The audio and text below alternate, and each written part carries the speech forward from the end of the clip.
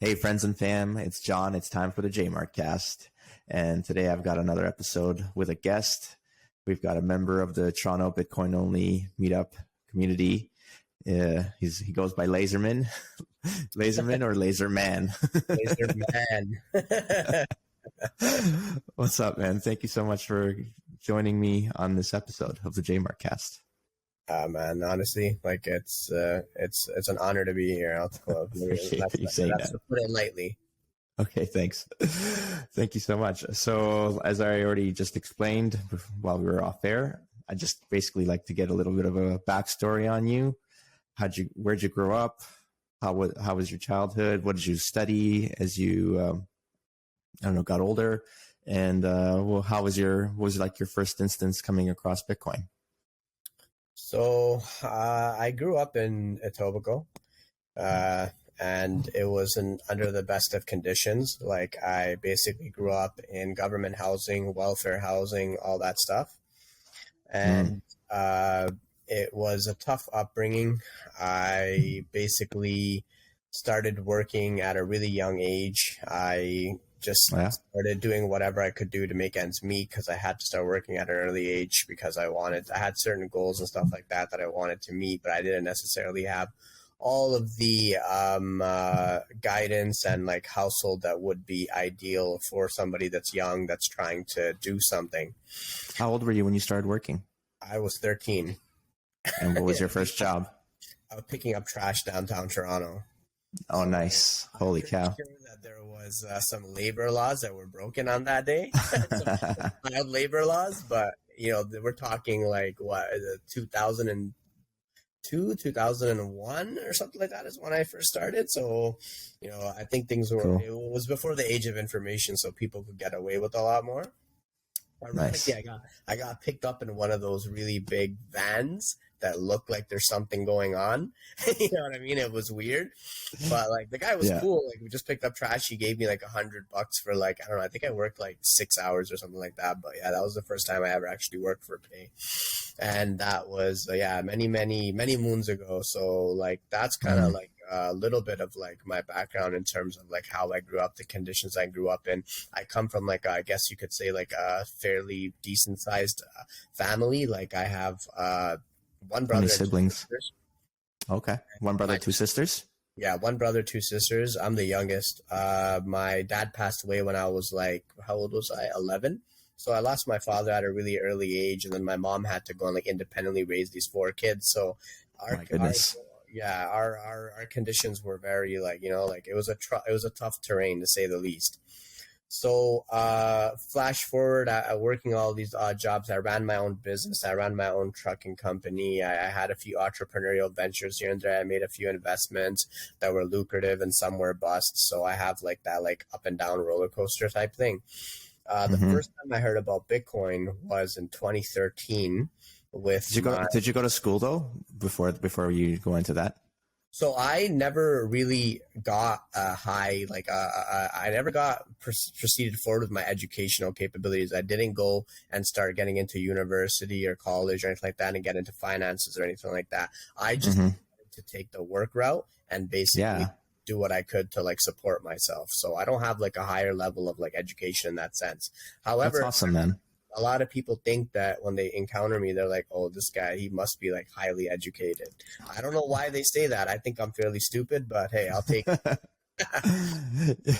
Yeah, man, I think you're just eloquent when you speak. You come off confident. So that's why. Yeah. So where was I headed with that? Yeah. So the first time I heard about Bitcoin was in 2013. And that was with, it was me and my, because I just want to like talk about the journey, I guess. Yeah, definitely. The dots with what you had asked me previously. So it was 2013, and we're in front of my mom's place, and it was me, my brother, and his friend, and he just starts telling me about it. He's like, hey, have you ever heard about this thing called Bitcoin? And I'm like, no, well, what's that, right? And this was like in one ear, out the next type thing, right? That was like my reaction. Sure. This is 10 years ago, right? I'm 34. Everybody has the same reaction the first time they hear. Yeah, you know what I mean? However, I find that there are those people that have like this thing reaction, this like I'm against it. And that yeah. and that's legitimately shocking to me. I'm like, why are you so opposed to something that could potentially be cool or not cool or this and that with like little to no information? So that's an interesting one, but I guess that's a bit of a different subject matter. So we were there, and he mentioned it, and he's like, "Hey, have you heard about this thing called Bitcoin?" And I'm like, "No, what is it?" I was a bit inquisitive, right? And he just said, "Hey, it's essentially like this." And remember, he's also explaining from what little he knows, because it's definitely like only 3 years out. Everyone's playing a bit of a guessing game, so it's only going to be so accurate. And he says, "Oh, it's this new digital payment method. You can like break it down in increments. You can send little portions of it around. It's like, it's a better alternative to the regular form of money and stuff like that." And this is like little explanations that he had with the info he had at the time. And I was like, oh, okay, that's cool. You know what I mean? Like, sure. Why, you know, like it might be all right. And that was it. And then just like, didn't think about it, just heard about it. And that was it. And then as like the years kind of rolled on, I had seen it pop up here and there. I remember on websites, I would see, hey, Bitcoin ATM. I would hear like this and that, like through the media or whatever. And I was like, okay, cool, whatever, don't care. And then me and my brother have a mutual friend who I met through him. It's mainly his friend. It lives in Pittsburgh. And like their family is like, they do like some, I believe they're like, some type of steel tycoons. They're well off in that way. And they made a documentary, and it's called I think it's The Rise and Rise of Bitcoin. And they sent like us I had a friend that was working on the movie as well, and through my brother, we actually know them, and they had sent like some rough cuts and some image and cool. And then they told me it came out and all that stuff. So I was like, oh, okay, cool. I think like somehow my brother sent me a link to like an early viewing of it or whatever online or whatever. And when it came out on Apple, I believe it was like the top like streamed cool. documentary. And then it came out, and then I watched that, and this was in 2015. So, and I remember watching it, and I watched the whole thing, and I was like, again, fuck, man, I was still like, oh, cool, like it sounds pretty sick, like, you know, maybe it'll do something. And then in one ear, out the next again. Man, you know what I mean? One of my regrets. So for some reason my laptop just kind of, sorry, okay, I don't know. You're back. You just, you darked out, but you're back. Yeah, darked out. I don't know why this. Anyway, so then so then again, I was still in out, in one ear, out the other, and still ignoring it.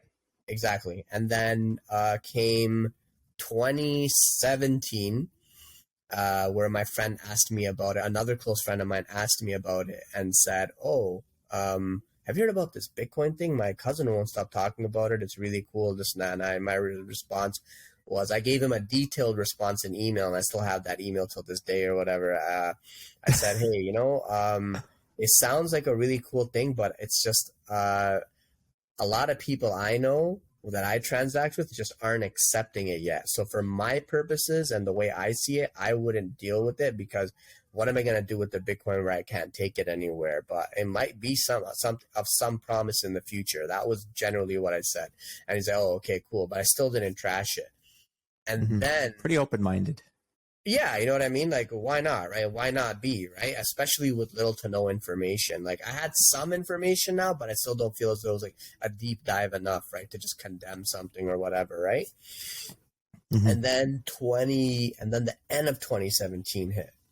And then we just saw like that huge, massive friggin' it was a rise in price from like to let's say it was 20K, I guess, was the top. Exactly.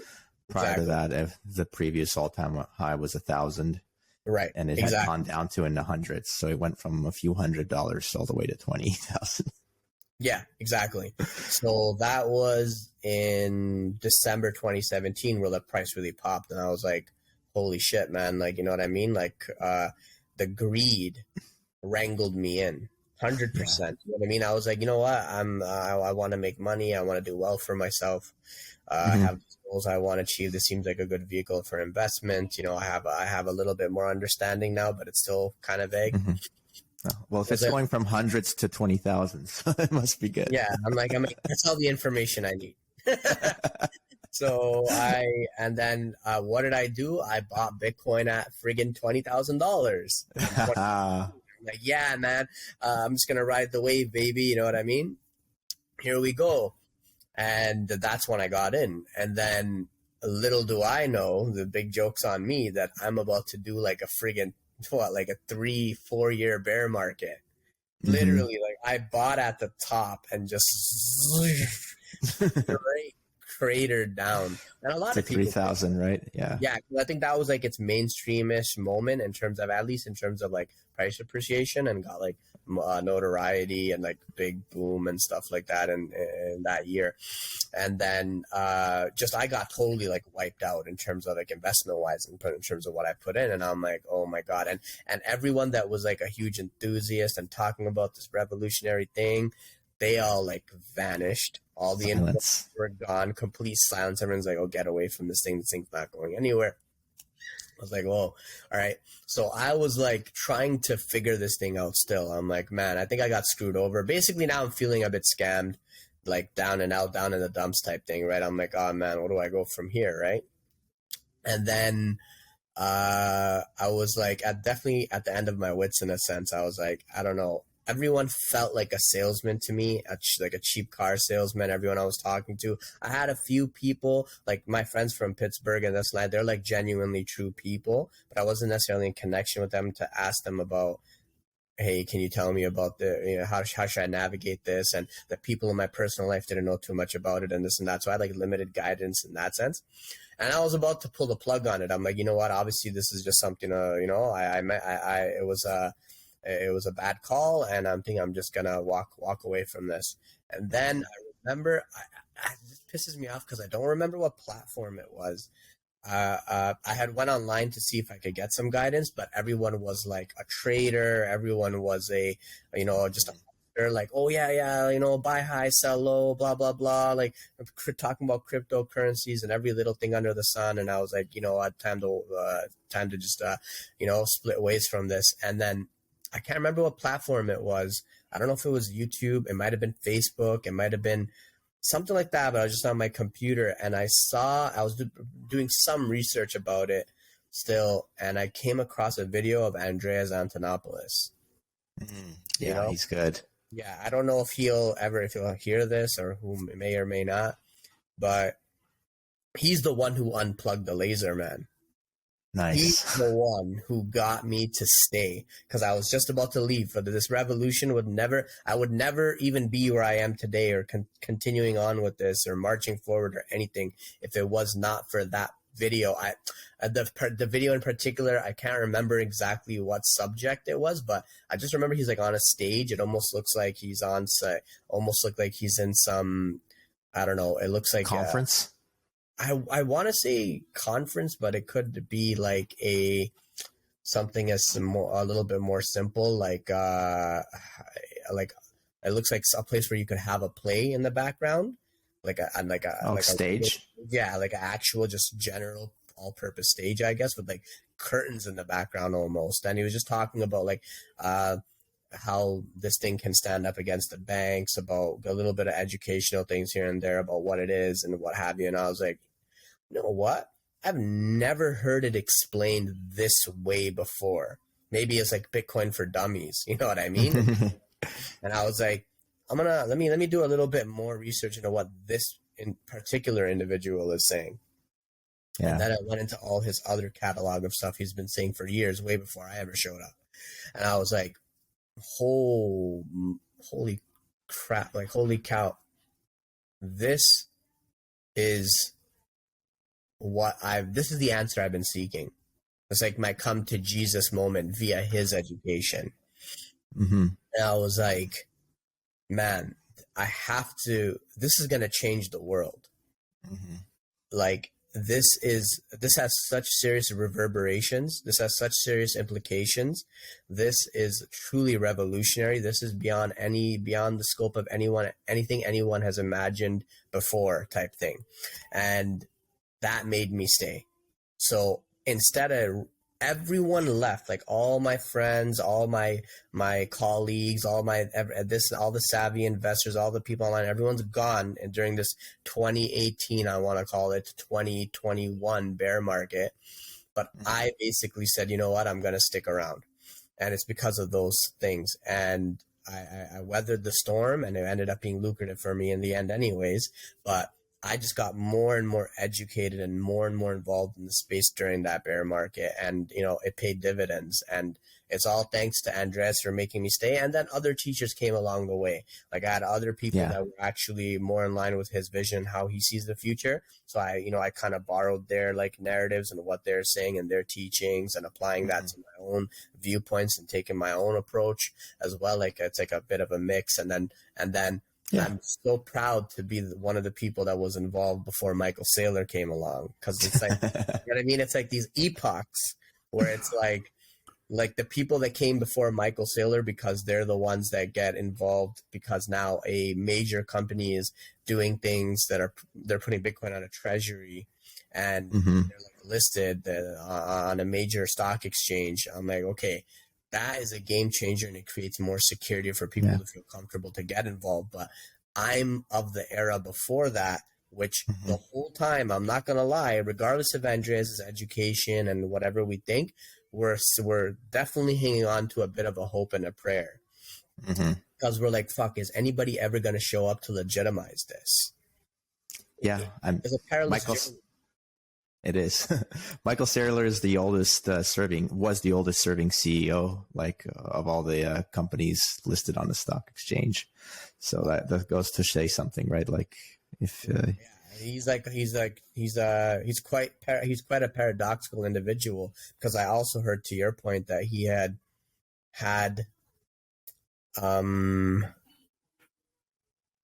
he's one of the only surviving tech plays from the 80s outside of like the big boys. So 99% of his competitors that were in like the software intelligence space have collapsed against him. Yeah, they're all bye-bye.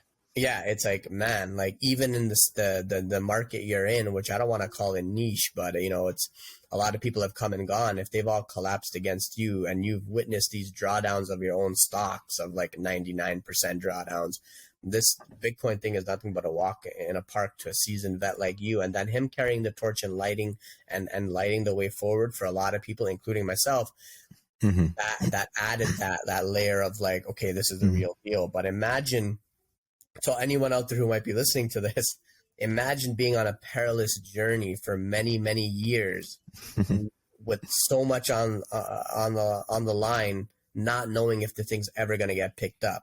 Because that's the thing. After Saylor got involved, then you have your Jack Dorsey's, then you have your Elon Musk, then you have your PayPal and all that, and say, okay, they're all legitimizing the space.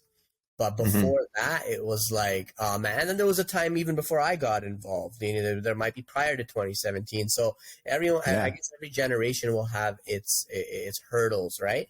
But like, I think that there's a lot more breath of fresh air to be had in the space now. And in terms of just going forward, I launched a business where I was integrating small business owners in Toronto to get involved in Bitcoin. Obviously, I'm always investing in Bitcoin only. I don't own any other asset. I have no need to. I have no reason to. I'm strictly only Bitcoin. I only stay with Bitcoin. I could diversify, I could do this and that, but I'm of the Michael Saylor class of 2020, and it's like diversification would never work in an airplane. So why would you use it in your portfolio? Yes, there are times where diversification can save you and this and that, and I'm not totally against it. To some people's strategy, it might work, but for somebody like me, I think the winner's already screaming at me, so I'm going to pursue it to the fullest extent. And I mean, you kind of diversify once you have created wealth, but in order to grow your wealth, people usually they concentrate into the winner. Exactly. I'm doing more of a concentrated type wealth allocation. So that being said, so outside of that, I started a business where I got small business owners to just buy a portion of Bitcoin and hold it and believe in it and just get involved. So cool. I started that in the summer of 2022, July. And in 6 weeks, I got 10 different small business owners to buy and hold Bitcoin. So okay, cool. it actually scaled up faster than I expected. And how long? What's the time period that they agreed to do this for? What do you mean in terms of holding their Bitcoin? Yeah. Well, they all want to hold for a very long period of time. I think it varies from person to person, but most of them were in it for a multi-year holding period. So they're like, you know what? We want to hold it for multiple years, and we'll just sit and wait, because half of the time it's ironic because sometimes they do care about the text and understanding of how it can be revolutionary and positive for them and a good investment vehicle. But a lot of the times, and a store of value and what have you, but a lot of times they're willing to just get involved because they like me as an individual, and they think that I might know what I'm talking about, which if anyone's out there is listening, half the time I don't know shit.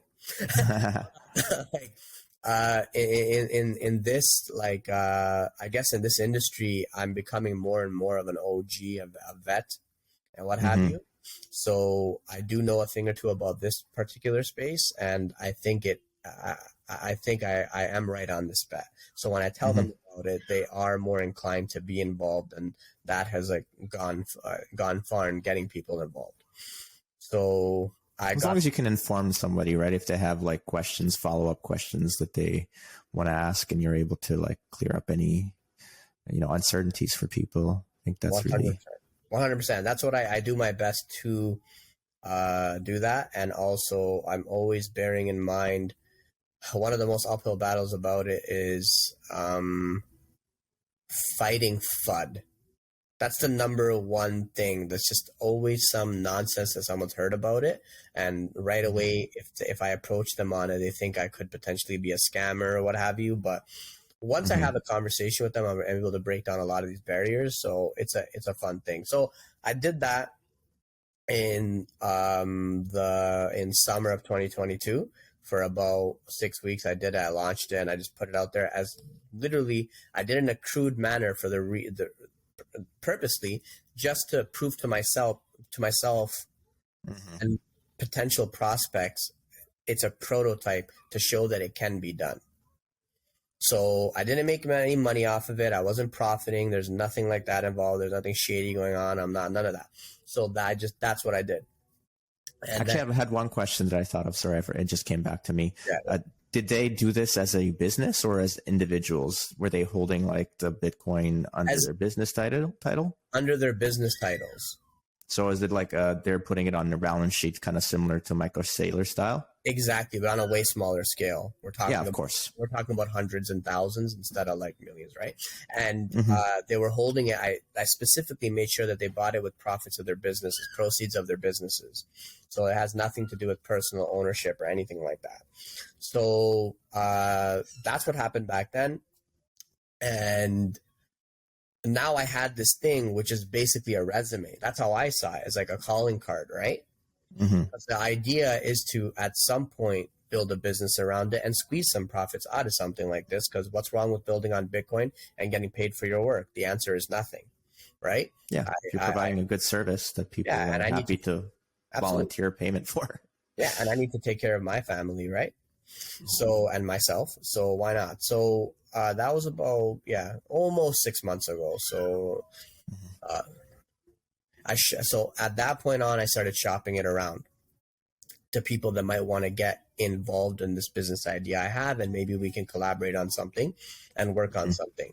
So unfortunately for a guy like me, we're also, I'm doing it again, weathering the storm, trying to launch this business in the middle of a severe bear market.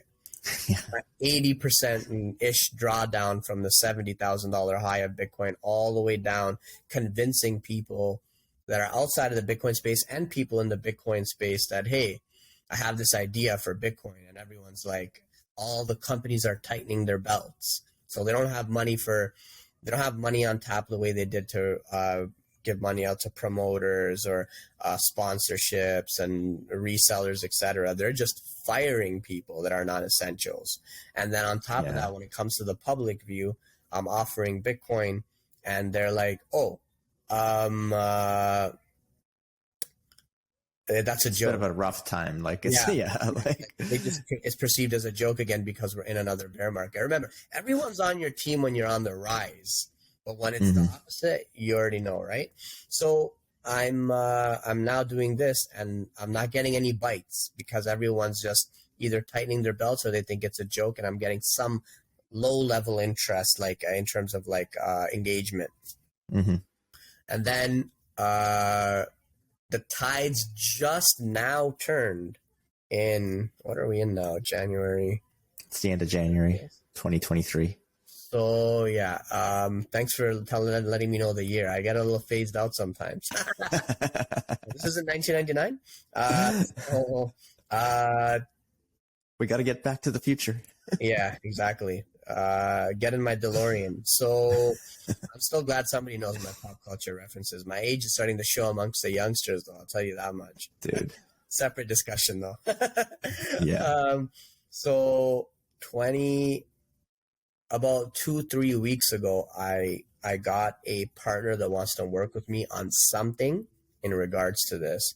It's just I have to stay discretionary about it and keep it a bit discreet, hush hush. But just a few weeks ago, I got a partner that wants to get involved and build with what I was doing and add his own and take away some segments of what I was doing and add his own and add some of mine. And we're basically doing a partnership and moving forward with what I've been already building. So it took about 5 months for that prototype to give me some type of ROI in terms of getting me somewhere in terms of a partnership. So now I actually had a call before you, before I got on the phone, before I got on the meeting with him for like 40 minutes, and he's had some pretty good success and he has some pretty good connections and he's in the space to a certain degree. He's done other stuff, but now he's moving into this, and me and him have been chatting and having banter, and we're going to launch something and do something. So that's where I am presently at the beginning of 2023. I'm hoping that in March or April, I'm going to have my secret weapon deployed, put it that way. I'm going to be launching something off the strength of what I've done in the past and now moving forward. So that's where I currently am, and I want to be in the space forever.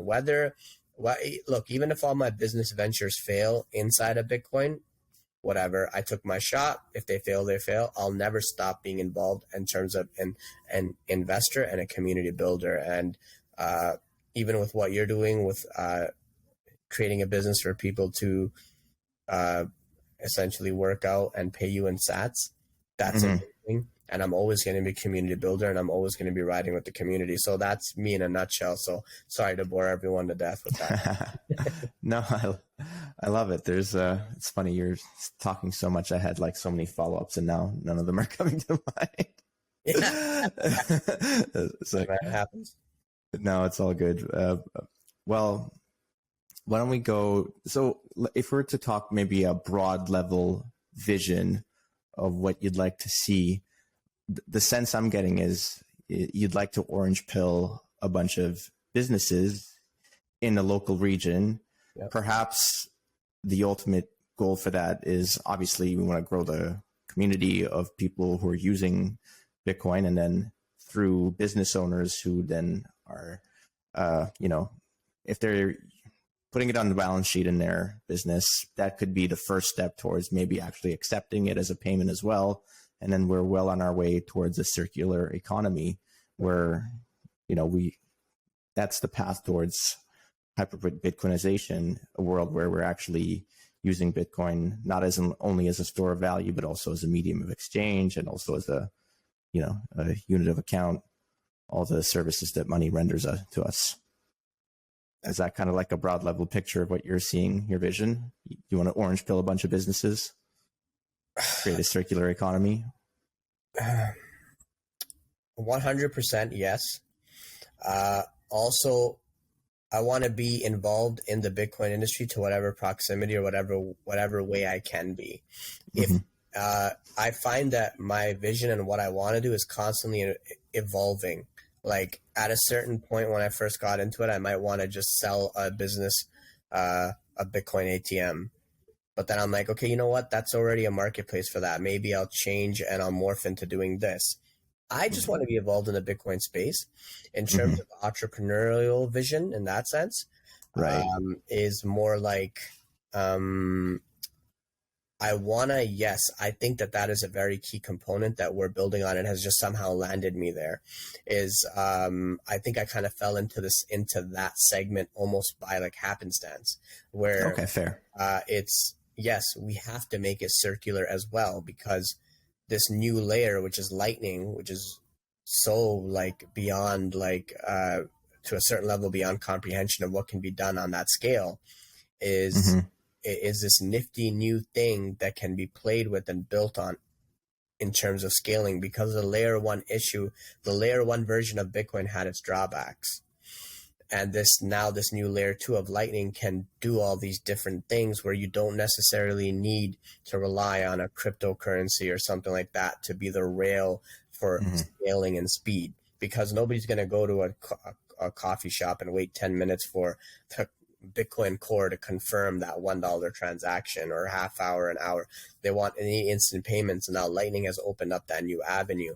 So now you can make it more circular, which is such an important thing that we need for just everything overall, whether it's price appreciation, or making it more available in terms of banking the unbanked, making it easier for merchants, creating that portal for people to get in and out of Bitcoin in a quick and easy, convenient manner. Those weren't necessarily things that you could have done maybe even if quite a few years ago, even when I first got involved, but flash forward a few years, and now there's a whole new level and wave of interaction. And that's what we are trying to potentially build on and go moving forward with. And if I can be a small part of that, I'm happier than a pig in shit. Well, fair enough. It's good to have a constantly evolving vision of what you want to see and where you want to go yourself. So yeah, you're just happy to be in the space. You've landed in a particular set of circumstances, and you're just trying to proceed from there, but you're not necessarily tied down to anything. You just want to be in. Why is it that you're so infatuated by Bitcoin? Is it like, do you find the people involved in the community are just like, that you jive with them better, or what draws you in? It's because I care about the future of myself, my family, and those who are close to me at the end of the day. There are plenty of other layers and reasons that are there, but I think they're more like third and fourth order.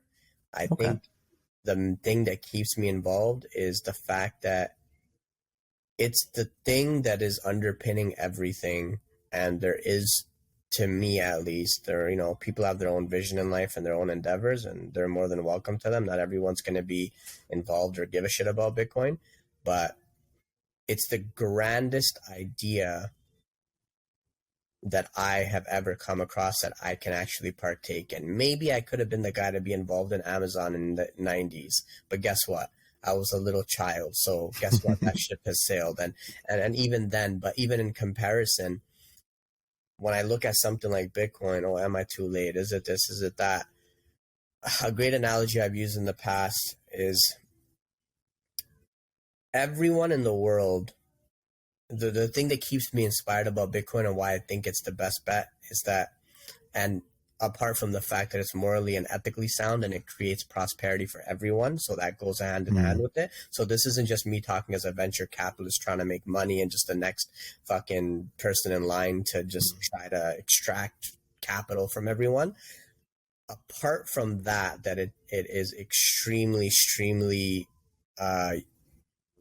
just it's a peacekeeping armada. That's what Bitcoin is for all of humanity. That's how I view it. But if I am going to talk about the opportunity in terms of monetary gain, which why not? You know what I mean? There's no reason that has to be off limit. Is every company and everything that exists, corporations, companies, workers, whatever type of entity you want to classify yourself as. If you're running a business, if you're a venture capitalist firm, if you're if you're listed on the NASDAQ, your end goal is profits, no matter what. That's what unless you're a nonprofit or something like this, but I'm not necessarily talking about them.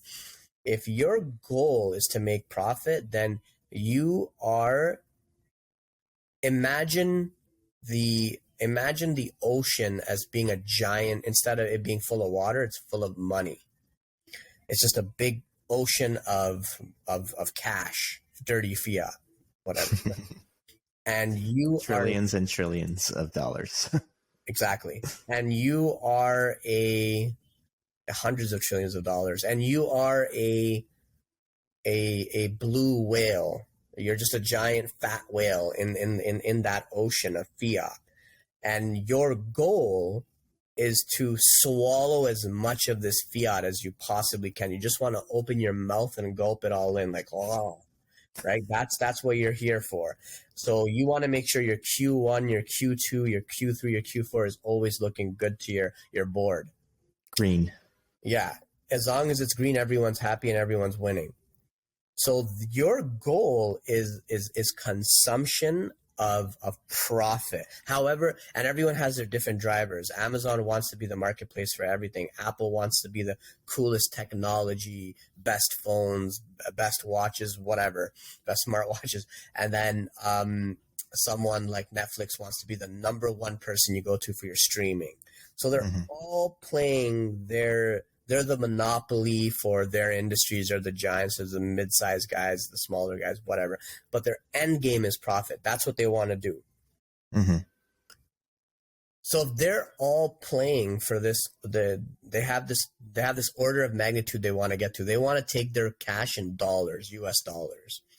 They want to cash. They want to take they want to get their profits in gold, maybe. They want to get their profits in diamonds, maybe. I'm not saying that these industries these companies that I named do, but they want to reap their benefits in shares and whatever it may be. So if that's how they want to be paid off, essentially, then why forget about being the shark, or the whale in that fiat ocean? You're playing a small game. Isn't it a better idea to be the ocean itself? And it's a crazy thing to wrap your head around, because Bitcoin is orders and orders, if not 100 times, orders and orders of magnitude better than the second best thing, which might be gold or US dollar, whatever people want to, whatever their monetary vision of being the top dog is. So with Bitcoin being so much better, just if you can wrap your head around being the ocean itself, then there's no ceiling towards how high this thing can possibly go. And that's the grand vision of things. If Bitcoin becomes the standard of that ocean of profit, then that old saying comes true. Bitcoin has no top because fiat has no bottom. So that's why I stay so involved and inspired to want to keep getting up in the morning and being in the Bitcoin space, because it has limitless potential as in comparison to anything else I see out there. Maybe I'm not smart enough to see it. Maybe I don't have the tenacity or the integrity, or it just hasn't come across me. But I've studied quite a few different things that I could be involved in, and I just don't see how this isn't like that ultimate lottery ticket, I want to say, in every aspect of life, not just financially. All right, we're back. So I think from what you're talking about, what I'm hearing is you're saying that Bitcoin has the potential to be base layer money for the world, for the globe, to be the world reserve currency, a standard on which different nation states can transact with one another. Is that kind of what you're talking about?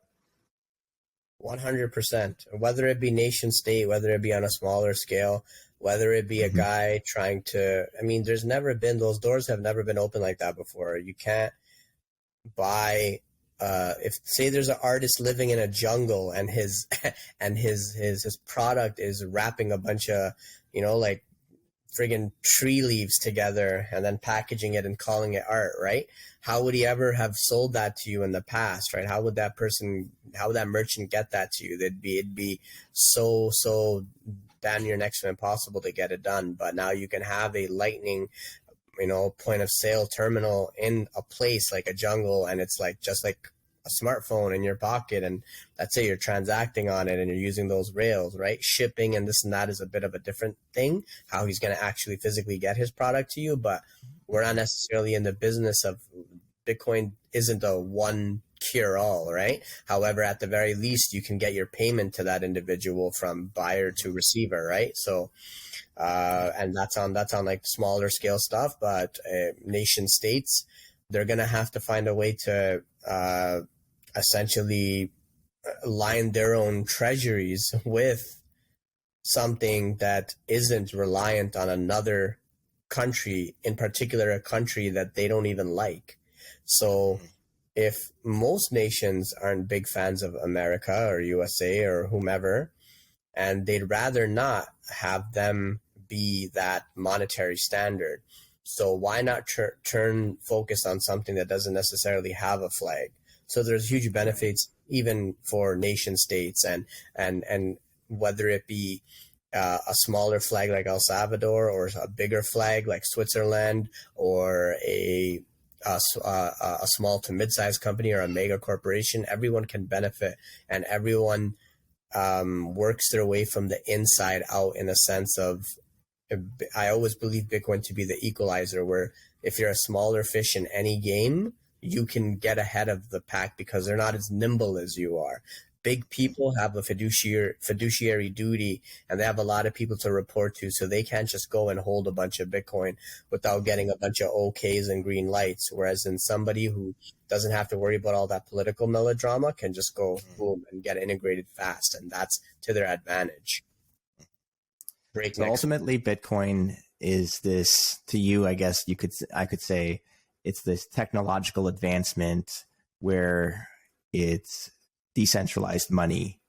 Right. And because it's decentralized money, it's this neutral asset that can be used between parties that don't necessarily have a lot of trust for one another. But, it kind of, because it's neutral, it's one thing that you can at least agree on with an enemy, let's say. Yeah, it solves the Byzantine generals' problem, if I'm saying that right. It just creates so much less friction between both parties, because if you're gonna transmit information, let alone currency or anything of that matter, there can be a whole bunch of third-party worries and woes that have nothing to do with the two parties that are just simply trying to transact amongst each other. So the more you essentially alleviate that stress of, oh, okay, if I'm going to move a bunch of gold bars around, am I going to have to move it with a bunch of horses and buggies or planes and cargo and verify that it's real? Or am I just going to make it instantaneous and just let the blockchain and the confirmations do the verification for me? So the more things you remove, the more hurdles and the more barriers you remove in between those two people who are trying to simply transact, whether it be a simple transaction or a major transaction, you're always going to end up with more upside and just bigger returns in every way, shape, and form. Yeah. Like it's more convenient ultimately to use Bitcoin. People don't like, when you don't understand what it is and how to use it, then for you could make the argument that it's not more convenient. The way I already live my life is the most convenient thing. But there has to be an inflection point where something happens and there's a need and there's a pain point. And at that point, when people have a pain point and a need, then they can have an aha moment, a light bulb moment, where they understand the value proposition of Bitcoin and it becomes more convenient for them. Yeah, exactly. It's a true disruptor. And to your point, that disruptor doesn't necessarily have to take place in North America. and that disruption rather doesn't have to take place in North America and our parts of the world, because we're in first world countries. To be honest with you, for the most part, my credit card, my debit card, my e-transfers, they keep me pretty not bothered. I'm fine. You know what I mean? I don't face too much friction. I'm able to buy things fairly easily, as I'm sure you are as well.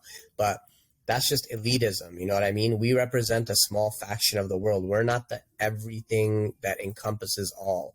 There is still about 3 to 4 billion people who are unbanked or bankless, a vast majority of them. So it's about creating that disruption that levels the playing field a bit, and it enables other people to become part of this globally scaled economy, so they don't have to always be shut out from it. So that's where I think that a lot of the disruption will lie, and the ramifications of something like that are endless. And the other thing is that it allows for all these people, the bank list that you're talking about, to store the value of their labor into something that can't be stolen away from them, right? Like in the current system where they're just simply working, most of the nations like outside of United States are still working for dollars. Let's be honest. You go to any country and you offer them their local currency or US dollars, they prefer US dollars. But let's say like, even with that being the best, fiat currency available, their wealth is still being stolen from them just by the fact that the supply is constantly being inflated it's at a more and more rapid pace as time goes on, and all their value that they're able to create through their labor is dissipating away at a frightfully fast pace. Well, absolutely. You said it yourself, right? They couldn't possibly, the people that are on the lower rungs of trying to just do the simple stuff, and this applies to everyone across the planet, but if you are somebody who's already in a hopeless position, whereas then you constantly have to swap out your earnings for US dollars, what I call bending the knee, so to speak, at the very least, you want to be able to apply your energy and your labor and trade it in for a unit of energy that isn't dissipating. And that has many vectors. That can be inflation, that's money printing, that's unscrupulous tax spending. Somebody who could be the $5 wrench attack too, right? Like it could be absolutely right. Any type of debasement in terms of the traditional rails and the traditional ways of doing money can lead to these terrible side effects where you're depleting your storage of buying power. It depletes you put away that storage to be able to retain your buying power to accumulate goods, services, and assets. But if someone is secretly draining that out and draining your battery, how's that fair to you, the end consumer of that storage of energy? So Bitcoin helps people to have that storage not be manipulated and not taken away from them. They get to keep that unit of energy, and it can always be propelled and put into things in the future that they might that are sought after by them. And not everyone is trying to be allocate assets. Some people just want to feed their family, but even that can be extremely difficult in dire situations. We've seen what's happened in Venezuela and a lot of other countries. So the idea is to get everyone on this standard that everyone can partake in and have prosperity. Yeah, man, it's beautiful. It's an easy thing to be passionate about, obviously, because ultimately, like money, like all of life revolves around money. You need money to take care of all your basic needs. And if that is left in the hands of the few who do not have the best intentions for everybody, who get corrupt, then the world, suffers. There are many sufferers, and this just offers an equal opportunity system for everybody. And it's easy to understand why you're so passionate about it.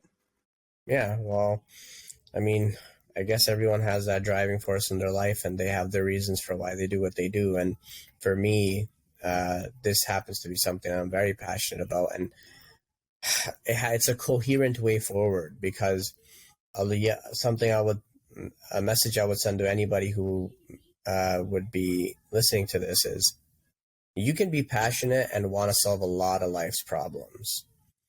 You can want to be the guy who's going to make a car fly. You can be the one who's going to cure cancer, that is passionate about that. You can be the one that's going to create the best possible pillow that people can sleep on. Whatever it is, whatever your thing is. But I found it, at least in my own life experience, that there's not always a surefire way to move forward with certain things. So if you're going to be the guy that wants to elevate those industries, whether it be the pillow industry, the car flying industry, or the curing cancer industry, I wish you the best of luck. And I think you may very well be the determining factor in how far that goes. But you have a surefire way to do what you want to do and cure what you want to cure, because they've been talking about a cure for cancer, or companies have been saying we have the best pillow, or someone's been saying they're going to make a car fly for years, but who actually pulled it off? I guess at some point it'll eventually materialize. But when a person like me, or say somebody else, gets involved in Bitcoin, they don't have to be on the crutch, because we're 14 years into this experiment now, and it's no longer an experiment. It's proven itself to be the dominant species in that industry for a decade plus. So that being said, it's battle tested as hell, and you can rest your head knowing that Bitcoin is the apex predator. And when you put it out there, you don't have to be like, oh, how am I going to solve that money problem anymore? It's been solved. It was solved in 2009. So when you you actively pursue people to get involved, you don't have to question your product or how it's gonna happen. It's already taken place. It's just a matter of people getting integrated. Whereas in something else you might get involved in life, you're grasping at straws to a certain degree. So pick and choose your battles. One thing that I took away from what you just said is, like, it helps being certain about something like Bitcoin, and like not worrying, because there a lot of time can be spent worrying about, central banks are inflating my money away. I can't keep up with inflation, and like a lot of energy can be wasted that way. But if you just kind of you found Bitcoin and you can just use it to, let's say dollar cost average and just stack sats. And then now that aspect of your life is kind of taken care of. And then now you can just concentrate your focus and your attention on something else you're passionate about, something else that you can propel forward. It's not like, I think a lot of Bitcoiners usually have multiple things that they're passionate about outside of Bitcoin as well, where they're able to make some sort of cross connection between this other thing and Bitcoin, and kind of see it through a different lens. Everyone's got a slightly different frame through which they look at or see Bitcoin with. And it usually connects with the first passion they had, which is like very similar to Bitcoin in some sort of way. Okay. Do you have something like that? Well, yeah, from what I gathered. Entrepreneurship, right? Yeah, well, what I gathered from you was just abandon all your passions and just get involved in Bitcoin. Forget about everything else. I'm kidding. Yeah, and that's what it all, like, it's all relative, right? It's all relative to the individual. I encourage everyone to get involved in Bitcoin, and they don't have to go gung-ho and just throw the whole farm at Bitcoin. Just you being somewhat involved makes all the world of a difference if you multiply that by everyone across the planet, and the ultimate grand scheme of things, the vision of things. That puts us in a very good place as Bitcoiners. So it's not always about go all in. It's about just be somewhat involved, because it is a good thing. And the other side, maybe to refine your advice, then, it's not necessarily like doubt the thing that you're passionate about. And like, if you have passions, I say pursue them. But if you don't have anything that you're super passionate about, perhaps this is an area to look into, because there's so much upside there. Like people always say, we are so early. There's much development ahead of us, and you could be a big part of it. But obviously, if you have other passions, like don't just drop those. Oh yeah, that refines what I'm saying very well, and I'm in line with you on that. It's just I have to keep it a little real with people at times, because sometimes, especially young people, but even if it's somebody who's a bit older, sometimes they can have their heads in the clouds to a certain degree. Because if I had $1 for every time I heard somebody say I got a really good idea for an app, or if I had $1 for every single time somebody said, hey, I got a really good idea for a business or anything like that, I'd be killing it right now. But good ideas are a dime a dozen. It's all about execution, right? And it can be a perilous journey where you're chasing something, and you're not making any headway. And that, look, I salute anybody that might be willing to do it and what have you. And they might be the pioneers. They might be the ones to take the first dive and lead the way path and carry that torch forward. But what I find in Bitcoin is there's a lot of like, it congeals and it's very coherent. It has an extremely sharp and narrow focus on what it can do. Whereas in other industries and what other ventures people get involved in, I find it to either be saturated or it's going to be a bumpy ride. Mm-hmm. But now back to your question of, do I have those passions outside of Bitcoin? Absolutely. I think it's human nature to have your passions and what you want to do. And like, for example, I wanted to do comedy for a certain amount of time. I wanted to pursue something in media. Like maybe I wanted to be a journalist and stuff like that. And those are still things I'm passionate about. It's not like those have been just this Bitcoin mind virus took over and I forgot about all the things I could have been, or may have wanted to do, or passions I do currently still have. It's just focus. If your focus determines your reality, because I could be all right in comedy. I could be decent as a journalist, or I can be an absolute god in Bitcoin. Yeah. Why can't you do that? Why can't you be a god in the other? Because I'm not fields. as passionate about it. So I got to choose, right? There you Unfortunately, I have to make that decision, as does everyone else. They have to make their decision if they want a part-time Bitcoin, but full-time drawing comic books, which is fine. Yeah. Absolutely. Mm-hmm. Go for it if that's what drives you. For me, comedy's great. Being a journalist is great. But Bitcoin, to me, being involved in the Bitcoin ecosystem and driving this thing forward and staying actively involved is larger than that to me. It's more of a driving factor. And in all honesty, it is less risk adverse to me. To me, there's less risk because in those... Well, you understand it on a technical level, maybe. Like the more you learn about it, the more you develop and I'm talking about an art field. Like if we're talking about journalism and comedy, you're going to be you have to be a bit more of artsy expression. But and there's a lot of luck involved too, right? Sure, right? And then now it's like, oh my God, I'm putting my destiny and my financial future in someone else's hand. Are they going to like me? Oh my God, anxiety, depression, potentially in that, right? But however, now if you're going to be a lawyer, it's in demand. It's fairly safe. If you can get through the bar and you can get all that done, you'll be okay. You'll have your salary. You'll be making good money, and you don't have to put your hands in like that. Oh, what if this doesn't work out? As long as you can get to becoming a lawyer, right? That might be the route for some people, and that might be the route they want to take, and that might be what they're passionate about, right? So there are like safe havens and stuff like that that people can get involved in, but again, it's all relative and what people ultimately want to do and what it boils down to as them as an individual.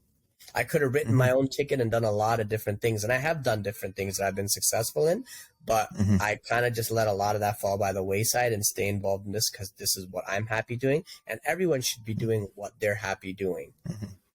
And I mean, you're, like you said, you're passionate about it for a good reason. Like we talked about, this is something that is going to impact like everybody at some point. Yeah. You know? Just be realistic with yourself. You don't always have to pursue every passion to the fullest extent where it could hurt you, because don't forget, Nikola Tesla died very painfully. Very, Yeah. and his end was not met with like the way he might have envisioned it. Even Right. though he's a pioneer, he's a genius, he propelled the entire world forward, absolutely. But all that recognition came after his own passing. So he Yeah. never got to see his name on cars. You know what I mean? And Yeah. and some people do, some people don't after their passing. Sometimes their work is recognized after their passing, but a lot of people might come to realize that a lot of what they do want to do and accomplish might not always come to fruition the way they see it. So again, choose your focus, choose your battles, and choose what you want to be passionate about in terms of a career. Because if you don't choose wisely, it can bite you in the ass. Mm-hmm. Although, you know, I do like to say like failure is just like the step towards success, right? Like, I mean, if I'm being honest with myself, I spent a long time in academia. Right. I got a Bachelor of Science, a Master of Science. I went back to college and got a regulatory affairs certificate. College boy. Yeah. And so, I mean, that was a long time commitment in academia and ultimately didn't really have the return on investment that I put in it, but I failed along the way towards getting to something that I do enjoy doing now. So, you know, absolutely, yeah. Well, that you hit it on the head with that. Your biggest lessons come from failure, not success. I don't learn shit from my success. I learn a little bit. If I'm being completely honest, I learn a little bit, but the failures are what really wake me up. So, and remember, I wouldn't even paint your background or what you did or where you came from with what you did in college as a failure. It's a stepping stone. There was a lot of character building. There was a lot of the knowledge you have now, even when it translates to Bitcoin, that came from what you did there. It's just almost like a subconscious thing that people don't even, sometimes they just go like, oh my God, I spent so much money and time in school and getting a degree and this and that, and now I haven't made so much money on it. You might not necessarily have made the financial returns that you were expecting, but you've definitely got that life experience, that book smart, that thing that you can reapply to other facets of life. And you clearly have, because you found another endeavor that has been fruitful for you. And I can almost guarantee that what you did with that background to some extent translated into this. Oh, totally. Exactly. I guess the only true failure comes from like not recognizing that, right? Like not realizing that like, oh, if you made a mistake, maybe there's a system along the way that you learned that you can actually apply to the new thing that you're going to try out. Exactly. Yes. True. Cool, man. Well, thank you so much for joining me on the podcast. Thank you for all, retelling your story and then just getting a little philosophical here at the end there. That was kind of nice too. Of course, man. Yeah, that's what I'm all about. Yeah, and thanks for being patient with some of the technical difficulties. Appreciate all that. Is there any way that you want people to contact you or anything like that? Or yeah, you can always find me on Twitter, Laserman_21. Nice. And that's a capital L. And I don't post as often as I'd like to, but I'm there. You can always hit me up there. And other than that, you can always catch me in the Bitcoin community in Toronto here. I have a couple of things I'm building in the background. I wish maybe we'll do another one in a couple of months. And when you're ready to launch. Exactly. And I'll be able to I won't have to be operating in the shadows so much about it. And I think it's a very bright orange future ahead of us. Do what you can to stack and just stay involved in Bitcoin. And don't forget, if you have any of your fitness needs, don't hesitate to reach out to J-Mart, because thanks, man. You're my marketing team. Absolutely, man. I got a dad bod going on and I want to get ripped, and he's my go-to guy. So you're only selling yourself short if you're not going to him. So keep that in mind. Thanks, man. We'll talk some more once I stop recording. Cool. I want to get you out of your dad bod. Yeah, exactly. All right. Thanks everyone for listening. See you next week.